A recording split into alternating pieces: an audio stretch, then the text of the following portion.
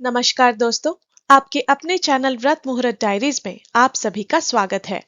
पिछले अध्यायों में हमने जाना कि कैसे ज्येष्ठ मास के नियमों का पालन करने से मनुष्य के जीवन के सारे कष्ट दूर हो जाते हैं और कैसे बालक वैश्वानर ने भगवान शिव की कृपा से अग्निकोण के दिक्पाल का पद प्राप्त किया।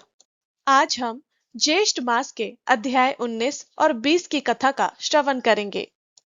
वक्रतुंड महाकाय सूर्यकोटि समप्रभ निर्विघ्नं कुरु मे देव सर्वकार्येषु सर्वदा। ओम नमः शिवाय। कथा की शुरुआत में जब सूत जी महाराज बालक वैश्वानर की कथा को विश्राम देने लगते हैं, तब शौनक आदि ऋषि मुनि हाथ जोड़कर खड़े हो जाते हैं। ऋषियों के मन में संसार के कल्याण की भावना थी।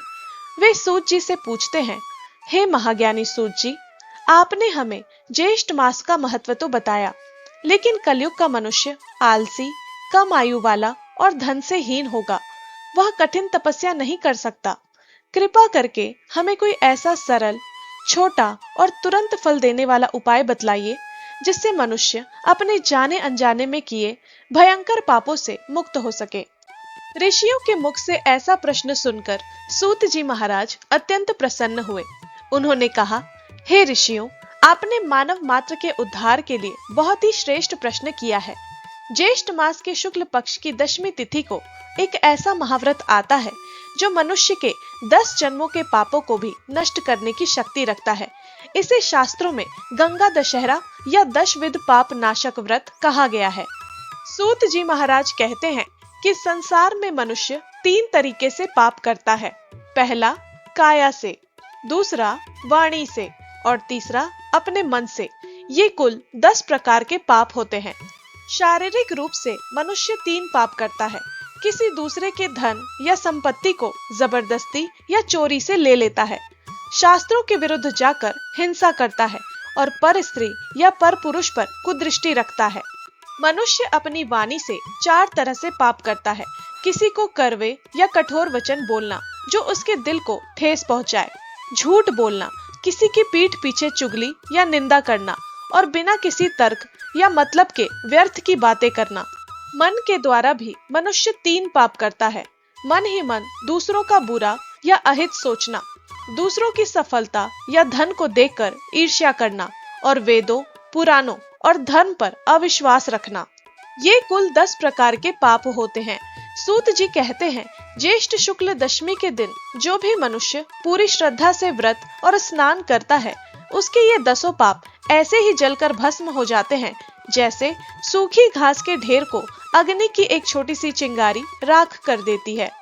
इस व्रत को और सरल बनाते हुए सूत जी महाराज ऋषि मुनियों से कहते हैं कि इस दिन पवित्र नदी, विशेषकर गंगा जी में स्नान करने का विधान है। यदि कोई गंगा जी ना जा सके तो घर पर ही पानी में गंगा जल मिलाकर स्नान कर सकता है। स्नान करते समय ओम नमः शिवाय या नारायण मंत्र का जाप करना चाहिए। चूंकि यह 10वीं तिथि है, इसीलिए इस दिन 10 की संख्या का महत्व बहुत बड़ा होता है। इस दिन पूजा में 10 दीपक जलाने चाहिए।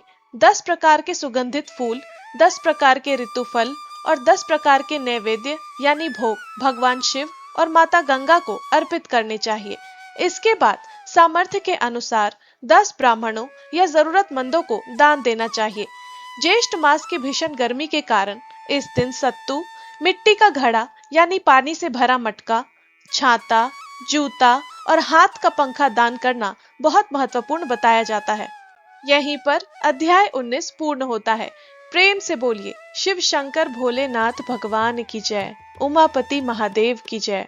अध्याय 20 में सूत जी महाराज की बातें सुनकर ऋषियों के मन में एक और नई शंका उत्पन्न हुई। उन्होंने पूछा, हे प्रभु, यह तो आपने उन लोगों के लिए बताया जो गंगा जी के तट पर जा सकते हैं या जिनके पास दान देने के लिए बहुत सारा धन है, लेकिन जो अत्यंत निर्धन हैं, बीमार हैं या जो काशी और गंगा जी से बहुत दूर रहते हैं, उनके कल्याण का क्या मार्ग है? क्या उनके लिए भी कोई सरल और गुप्त उपाय है? ऋषियों की यह दयालुता देखकर सूत जी महाराज भावुक हो गए।